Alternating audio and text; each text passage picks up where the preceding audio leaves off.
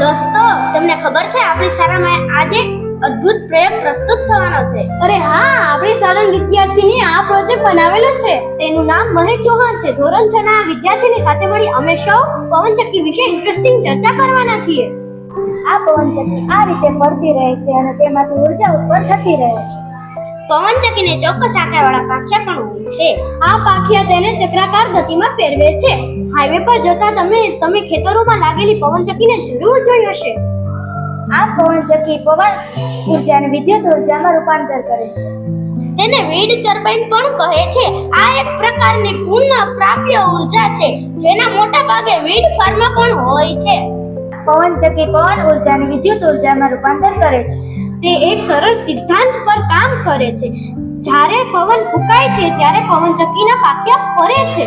તે એક સાથે ક્રિયા પ્રતિક્રિયા કરે છે. વિદ્યુત પ્રવાહ ઉત્પન્ન થાય છે. જનરેટર રોટરની ગતિનો ઉપયોગ કરે છે. જનરેટરની અંદર ચુંબકીય ક્ષેત્ર હોય છે. વિદ્યુત પ્રવાહના વાયર દ્વારા ટ્રાન્સફોર્મર પર મોકલવામાં આવે છે અને તેને પાવર ગ્રીડ પર મોકલવામાં આવે છે. આમ વિદ્યુત ઉર્જા વધુ પ્રમાણમાં સાવ ઓછા ખર્ચે મળી રહે છે અને આપણે પૈસા બચાવી શકીએ છીએ. દરેક પવનચક્કી એક સરખા પ્રમાણમાં વિદ્યુત ઉત્પન્ન કરતી નથી. તેનું કારણ એ છે કે ઉર્જાની ઉત્પન્નનો આધાર પવનચક્કી પાંખિયા ગતિ અને જનરેટરની ક્ષમતા પર આધારિત છે. આવો સમજીએ કે આવી પવનચક્કી વડે વધુ ઉર્જા ઉત્પન્ન કરવી હોય તો શું કાળજી લેવી પડે. સૌથી પહેલા તો પવનચક્કીનું કદ વધારવું જોઈએ.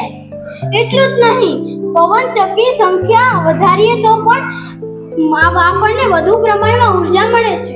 અને હા, પવનચક્કીની કાર્યક્ષમતામાં સુધારો તો કરવો તો પડે ને. એ તો ખાસ અગત્યનું છે, ખરું ને? સ્થાન પસંદગીનું ખૂબ જ મહત્વ છે.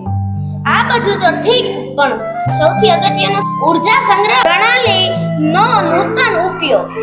તો આશા રાખીએ કે પવનચક્કી દ્વારા મળતી ઉર્જાને વિશે જાણી આપ જ્ઞાનમાં વધારે થયો હશે. આભાર.